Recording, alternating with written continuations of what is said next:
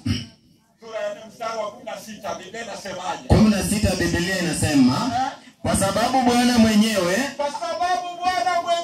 atashuka kutoka mbinguni. Haleluya, watu wa Mungu.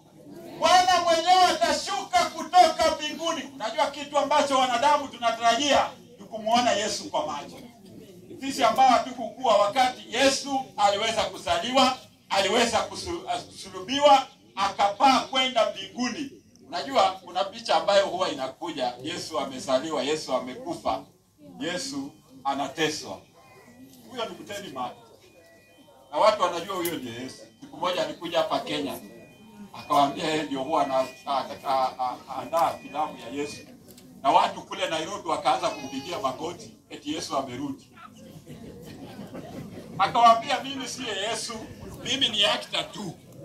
Hiyo ikanipa picha ya kutamani sana kuona sura ya Yesu wakati atakaporudi. Biblia inasema kuna tumaini la kipekee, maana siku hiyo Bwana mwenyewe atashuka. Kwa sababu Bwana mwenyewe atashuka kutoka mbinguni. Bwana mwenyewe atashuka kutoka mbinguni pamoja na mwaliko, na sauti ya malaika mkuu, na parapanda ya Mungu, nao waliokufa katika Kristo watafufuliwa wa kwanza.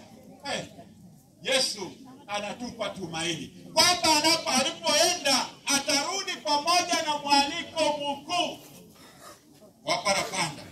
Ndio maana wafuasi wake wakati walipokuwa wamefufuka, Yesu aliwauliza maswali kadhaa. Hasa Petro, unaposoma katika kitabu cha Yohana sura ya kwanza, kitabu cha Matendo ya Mitume, Yesu akikutana na Yohana sura ya 2, akaanza kumuuliza maswali, baadhi ya maswali katika Kiebrania tanakili. Akawa anamuuliza kama anampenda. Simeoni Petro mwana wa Yohana, wanipenda? Alitaka amwandae kwa ajili ya safari ya kurudi. Na akawa anamuuliza Simeon Peter, dai agape odime. Simeon Peter akajibu asileodhi. Akamuuliza mpaka ya 3, Petro akasema niome. Unajua, wewe wajua. Alikuwa anamwandaa Petro akae tayari.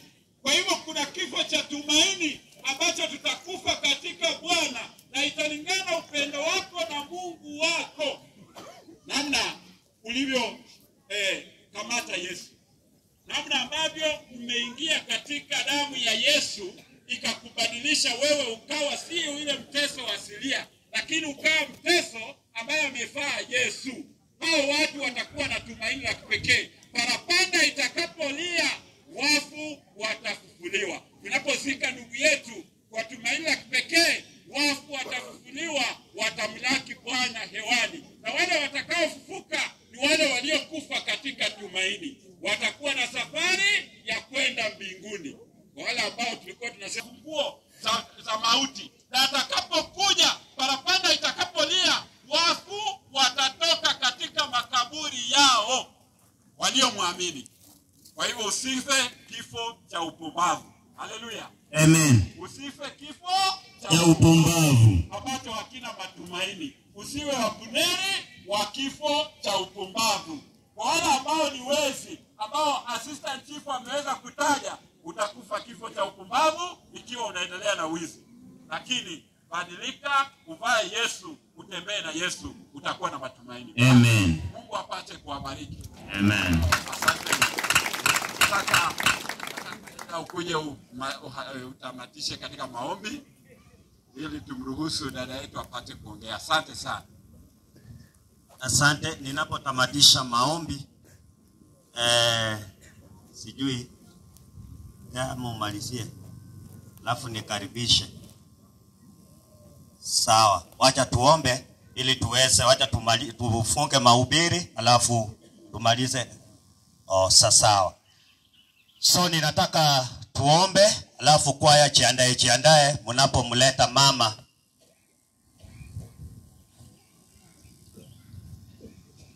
Asante, wacha tuombe.